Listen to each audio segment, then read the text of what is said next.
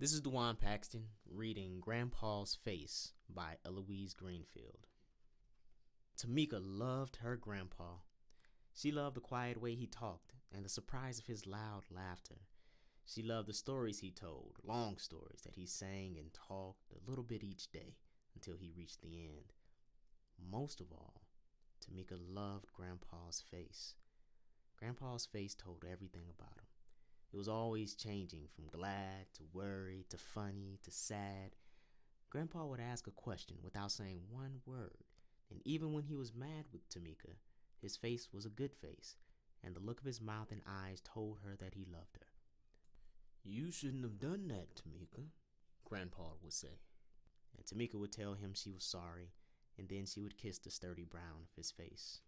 Sometimes Tamika and Grandpa would go out together, just the two of them. They would leave Mama and Daddy at home and go for a walk. A talk walk, Grandpa called it. They'd walk through the park or just around the neighborhood and talk about things they saw and felt and remembered. In the summer, Grandpa was an actor, and some Saturday afternoons he and his friend, Miss Gladys, would take Tamika to the theater to watch him act on the stage, if Mama and Daddy said the play wasn't too grown up. The theater was Tamika's favorite place to go. Make-believe things happened there. She would sit in the front row and watch Grandpa turn into another person, changing his face and the way he walked and talked and sang. And even when he turned into somebody else's grandpa, Tamika didn't mind. It looked true and it felt true, but she knew it was just a play. And when it was over and all the actors came out to bow and wave, she would clap so hard her hands hurt. One day, Tamika went to Grandpa's room to ask for a story. She stopped at the door because Grandpa was rehearsing. He had his book in his hand and he was reading his lines aloud. Then he stopped reading and looked in the mirror, slowly changing his face into a face that Tamika had never seen before. It was a hard face. It had a tight mouth and cold, cold eyes. It was a face that could never love her or anyone. Tamika stood watching as Grandpa changed his face back and read some more lines from his book. Then she went to her room and sat on the bed. Her stomach was filled with scared places that made her want to cry. She had not known that Grandpa could look like that, and now that she did know, she couldn't be sure that he might not someday look at her with that face that could not love. She got out her jigsaw puzzle and played with it quietly until Mama and Daddy finished cooking dinner. Then she washed her hands and sat at the table, but she didn't feel like eating. She felt like doing bad things, all the things that Grandpa didn't like, so she made a hill out of her mashed potatoes and let her green peas roll down the hill. "Stop playing with your food, Tamika," Mama said, "and eat your dinner." Tamika looked at Grandpa's face, and it was still the face she knew. So she put a forkful of greens in her glass and watched her water turn a muddy green. Then she tapped on her plate with her spoon while the grown-ups were trying to talk. "I think you want to leave the table," Daddy said.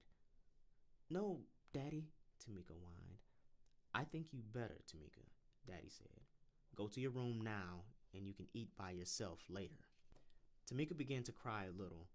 She looked at her mother and father, but when she started to look at Grandpa too, she felt the scared places in her stomach again, and she was too afraid to look. Then she cried harder. She stood up, crying loud and not watching what she was doing. Her hand bumped her glass and knocked it over, sending green water spattering onto Grandpa's shirt and across the tablecloth. "Tamika, what in the world?" Grandpa said. Tamika turned and looked at him then, expecting to see the face she had seen in the mirror, but it was Grandpa's face she saw. Grandpa's mad face, but still it was the one that loved her. Mama and Daddy looked worried. "Tamika," Mama said, "what's this all about?" Tamika hung her head and didn't answer. "Stop crying now," Daddy said. He wiped her face while Grandpa went to change his shirt. Then Grandpa came back and took her by the hand. "Let's go," he said. "Time for a talk walk." Tamika and Grandpa walked toward the park holding hands. "Now tell me what's wrong," Grandpa said. Tamika's hand felt good inside Grandpa's, but she wasn't sure if she felt like talking.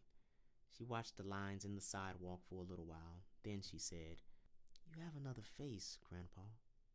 I do, Grandpa said. Uh-huh. I saw it in the mirror, Tamika said. And it's a real mean face, too. They sat down on the grass, and Tamika let the words spill out. The mouth is mean, and the eyes are mean, and I don't like that face, Grandpa, she said.